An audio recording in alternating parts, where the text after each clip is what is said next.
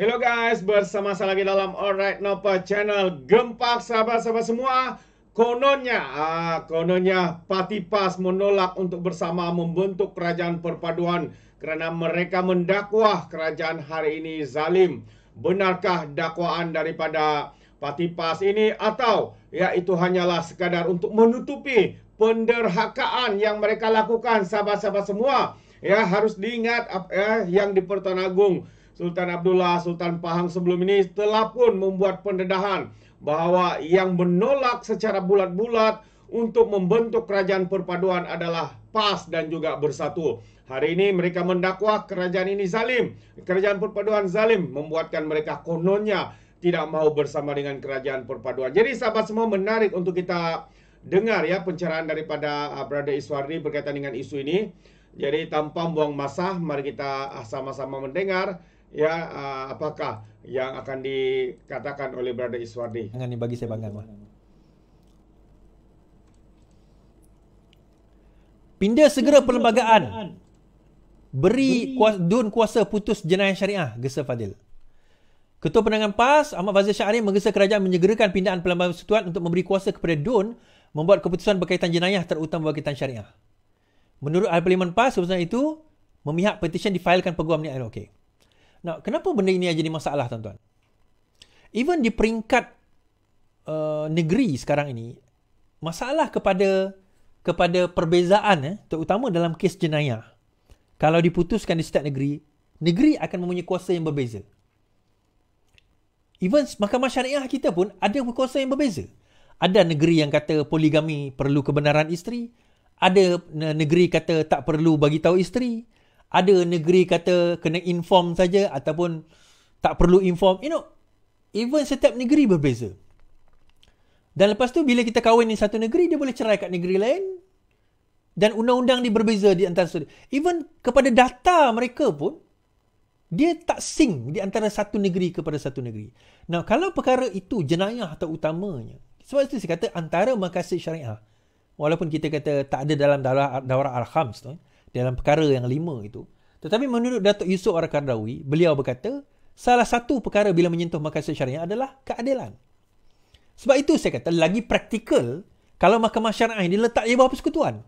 Rather than setiap negeri boleh menentukan undang-undang jenayah mereka sendiri. Negeri ini berbeza daripada negeri ini, negeri itu kan berbeza daripada negeri ini implement, negeri ini tak implement. Setiap negeri berbeza-beza. So akhirnya dia Islam tu dah jadi mokri. Islam tu jadi dia perkecil-kecilkan. Padahal itu bukan Islam. So for me, cadangan itu cadangan yang paling tak boleh nak pakai. Paling tak boleh nak pakai. Okay? Paling tak boleh nak pakai. Alright, habis kat situ. Kami ada 30 hari untuk isytihar harta. Anak tu ingat dekat SPRM. Dua anak Dr. Mahathir mengingatkan Suruhanjaya SPRM yang mereka diberikan 30 hari untuk isytihar harta. Mirzan dan Bahuzani dalam kenyataan berkata mereka telah diminta anti rasuah untuk isytihar harta dari 1981.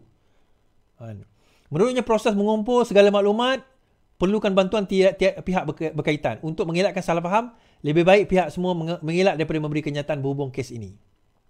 Tugas mengumpul selama 43 tahun adalah mustahil dan kami memohon kesabaran dan dalam memenuhi permintaan SPRM. Dalam masa yang sama, SPRM syak Daim ada banyak lagi harta belum isytihar.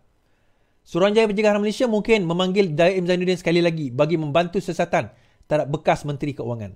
Ini setelah agensi anti rasuah itu mengesyaki Daim mungkin mempunyai lebih banyak harta yang belum diisytiharkan. Menurut Suruhanjaya Pilihan Raya Azam Baki, pegawai penyiasat agensi ini baru-baru menerima maklumat mengenai aset milik Daim kini sedang berusaha untuk menyiasat kesahihan dakwaan tersebut. Kita kena buat banyak pengesahan harta-harta yang tidak diisytihar. Jadi menjadi tanggungjawab kita untuk menyemak harta-harta kita dapat maklumat diisytihar, katanya. Azman pun enggan mendedahkan lebih lanjut. Baik. So daripada sini, tuan-tuan, sebenarnya kalau ikutkan banyak lagi aset-aset menurut Azam Baki, kan, Tuan Sadiq Sigaraga pula, kan, di dalam negara, di luar negara. So kita biarkan SPRM menyelesaikan isu ini. Okay, last point kita pada hari ini. Tuan-tuan, antara contention perkara yang dibahaskan oleh Perikatan Nasional. Mereka mengatakan bahawa kerajaan perpaduan ini adalah kerajaan yang tidak sah. Satu.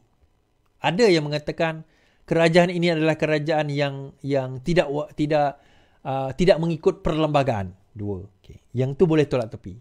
Tetapi timbul timbul pendedahan baru-baru ini, which is bukan benda yang baru pun. Yang di-Pertuan Agong menyatakan bahawa sebenarnya kalau ikutkan yang menolak untuk membentuk kerajaan perpaduan adalah Perikatan Nasional. Okay, benda ini bukan baru. Yang di-Pertuan Agong akhirnya mendedahkan sendiri, bekas yang di-Pertuan Agong lah daripada Pahang, Sultan Abdullah mendedahkan bahawa yang menolak kerajaan perpaduan sebelum ini adalah dari Perikatan Nasional. Sebenarnya kita yang cakap kan. Sekarang ini Agong sendiri cakap. Kenapa bertolak? Kenapa tolak permohonan daripada Yang Pertuan Agong untuk membuat atau membentuk kerajaan itu, kerajaan perpaduan? So ini jawapan daripada Hadi. PAS tolak perpaduan dengan pihak nyata zalimnya. Abdul Hadi menegaskan partinya tetap beristiqamah bersama Islam yang berkuasa dan bukan sebaliknya dianggap sebagai Islam sekular yang tidak berkuasa. Kata Presiden PAS itu, Islam sekular tersebut dicatatkan oleh penjajah dengan meninggalkan petunjuk Allah. Seterusnya membawa akibat buruk yang dapat disaksikan sekarang. Mengulas mengenai aspek perpaduan yang kini menjadi perbincangan, Abdul Hadi berkata perkara itu dilihat penting sehingga menjadikan semua menguar-nguarkan perpaduan. Okey, saya jawab tentang perkara ini. Hadi menyebut Islam yang berkuasa dan bukannya Islam sekular. Number one, Tuan Guru Haji Hadi. Tidak ada istilah Islam sekular. Tidak ada istilah Islam liberal. Tidak ada istilah Islam madani. Tidak ada istilah Islam hadari. Tidak ada istilah Islam PAS pun. Islam adalah Islam dan Islam tidak dimiliki oleh mana-mana individu. Islam tidak dimiliki oleh mana-mana kumpulan. Islam tidak dimiliki oleh mana-mana bangsa sekalipun. Itu yang pertama yang kita kena jelas. Hanya kerana berserban, berjubah, kita kata belajar kat Timur Tengah, belum tentu Islam itu ada pada kita. Sebab Islam adalah sesuatu yang hidup di dalam perbuatan, di dalam percakapan, di dalam pemikiran, di dalam keimanan kita.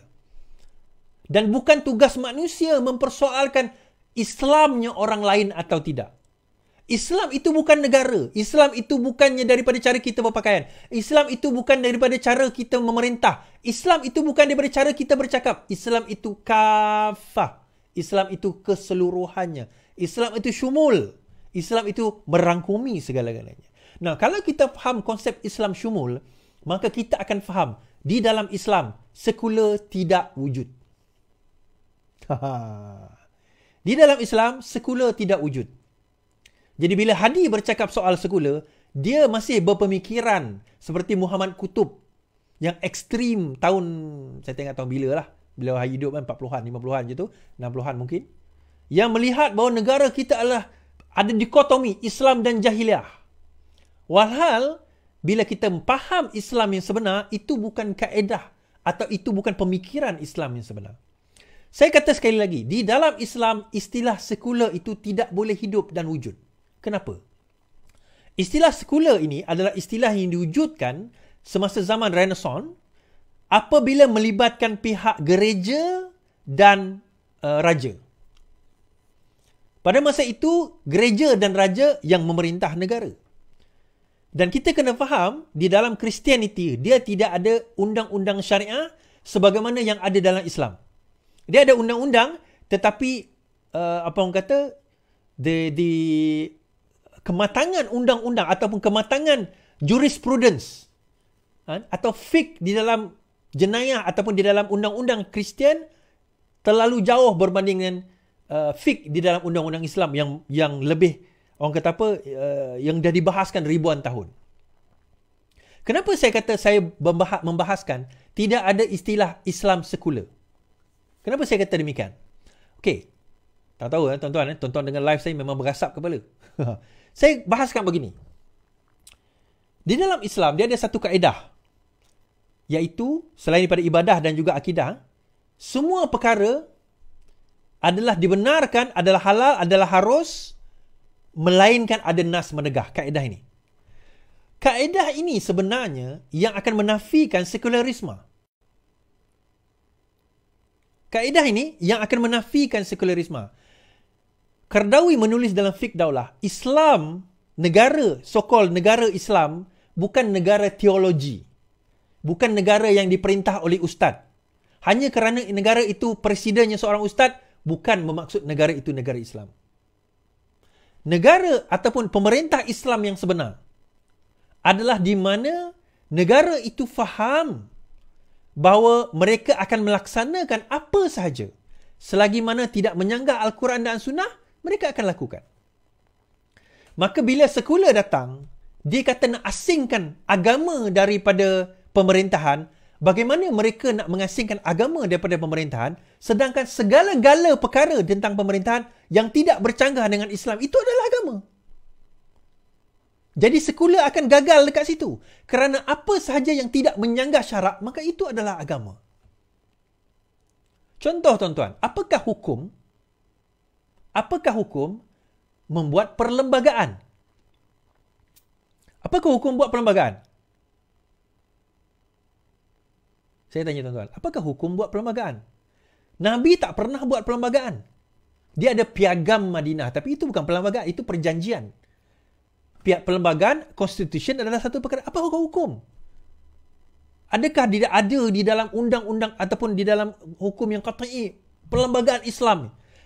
Kalaupun ada, adakah perlembagaan dekat mana-mana negara termasuk PAS mengikut perlembagaan yang ada di dalam, dikatakan ada itu secara 100%?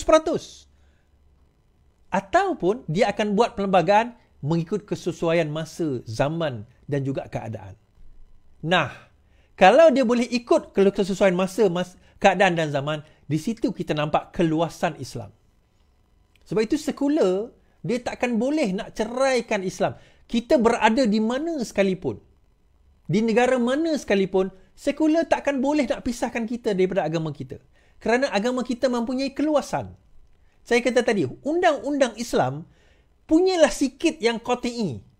Tuhan, Al-Quran dan Sunnah boleh senaraikan. Benda yang haram punyalah sikit di dunia ini sampai Al-Quran dan Sunnah boleh senaraikan. Yang halal itu terlalu banyak. Tapi yang sikit itulah kita duk nak emphasize ni, kita duk nak tekan sangat. Sedangkan keluasan itu terlalu besar. Waktu itu bila saya kata, sebenarnya daripada segi perlembagaan, bila orang PAS mempersoalkan, perlembagaan kita perlembagaan kafir, saya tanya, kalau nak buat perlembagaan Islam tu macam mana? Sebab kalau kamu buat perlembagaan lain daripada perlembagaan sekarang, still itu perlembagaan kamu yang buat. Still dibuat oleh manusia. So apa bezanya di antara perlembagaan sekarang dengan perlembagaan yang kamu buat? It still adalah perlembagaan yang dibuat oleh manusia.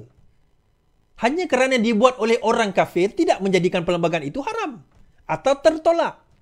Komputer ini, phone ini, apa orang kata, TikTok, WhatsApp, Twitter, semua ini, semua orang kafir punya. Adakah kita patut tolak semua ini?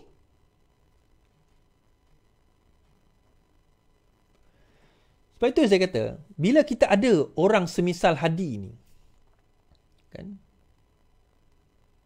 menjadi pemerintah, menjadi ketua kepada yang membawa suara Islam, dia telah membawa suara Islam yang salah. Bagi saya, suara Islam yang menyempit, yang jumud, yang tidak melihat kepada keluasan Islam. Sedangkan Rasulullah SAW, bila baginda menghantar sahabat untuk berdakwah di negara lain, baginda berkata, permudahkan, jangan menyusahkan. Permudahkan, jangan menyusahkan. Permudahkan, jangan menyusahkan. 3 kali baginda sebut.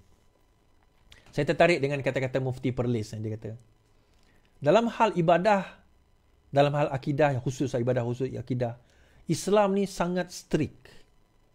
Kita ni sangat strict dalam hal akidah, dalam hal ibadah, sangat strict. Sampaikan menyelisih sikit pun kita tak nak kerana takut tergelincir. Tetapi selain daripada itu, sebenarnya Islam ni mempunyai keluasan. Keluasan yang sangat luas. Tapi kalau kita terlalu memberatkan, menyempitkan keluasan itu, akhirnya tuan-tuan baca surah Al-Baqarah. Al-Baqarah ni adalah surah bermaksud lembu. Kenapa lembu, tuan-tuan? Tuan-tuan baca, kenapa surah Al-Baqarah dinamakan surah lembu? Sebab orang Yahudi di dalam surah itu, Tuhan Allah SWT perintahkan mereka terlalu bertanya. Cari lembu bagaimana, rupa bagaimana, warna bagaimana, lidah macam mana, bentuk macam mana. Akhirnya benda tu menyusahkan dia. Padahal arahan awalnya mudah, cari lembu, sembelih. Tapi kenapa mereka beralasan-alasan? Ada dua sebab. Pertama, mereka malas nak buat. So dia cari alasan. Yang kedua, kononnya mereka tertipu. Kononnya mereka nak supaya nampak, oh, aku lebih Islam. Jadi mereka menyempitkan Islam yang sebenarnya luas. So bila dia kata Islam liberal, inilah Islam liberal. Tuan-tuan, tidak ada istilah Islam liberal. Liberal bukan agama pun. Dan Islam itu sendiri sangat luas sifatnya. Sangat luas sikapnya. Tetapi bila mereka menggunakan neraca mereka sendiri untuk nak menilai agama atas pemikiran mereka, termasuk kes Nick Allen, kan? Ini yang jadi dia. Sebab itu hashtag pasik, tuan-tuan. Boleh tak? Hashtag pasik. Akhirnya mereka yang tak sealiran, itulah kafir, itulah liberal, itulah zalim. Dia tuduh macam-macam kita. Kita ni lah zalim, kita ni lah pasik, kita ni lah liberal, kita lah itu, kita lah ini. Padahal sebenarnya mereka lah yang menyempitkan Islam itu sendiri. Hashtag pasik, tuan-tuan. Hashtag pasik. Come on. Terbaik sahabat semua. Itu dia. Satu pencerahan yang padu daripada Brother Iswardi. Bagaimana menunjukkan PAS ini begitu menyesatkan sahabat-sahabat semua. Saya setuju sekali lagi. Selalu saya katakan. Muhyiddin Yassin katakan PAS ini adalah parti ajaran sesat. Dan saya sangat setuju dengan kenyataan itu. Mereka menganggap mereka lah lebih Islam, mereka lah lebih alim dan sebagainya. Tapi kita boleh nampak sahabat semua kenyataan-kenyataan yang dikeluarkan daripada mulut mereka tidak lain sebagaimana seorang yang tidak mempunyai kepala otak dalam kepala mereka sahabat semua. Inilah ajaran yang menyesatkan pada pandangan saya. Jadi terima kasih sahabat semua kerana mendengar bersama. Sekali Anda mau berikan sebarang komen, Anda boleh berikan di dalam ruangan komen. Dan izinkan saya untuk mengundurkan diri seperti biasa. Peribahasa mengatakan tapapun kangkap 2 ton keinginan. Dalam bahasa Melayunya, tepuk dada, tanya selera. Sekian saja daripada Orang Nopat Channel. Kita berjumpa lagi. Bye-bye.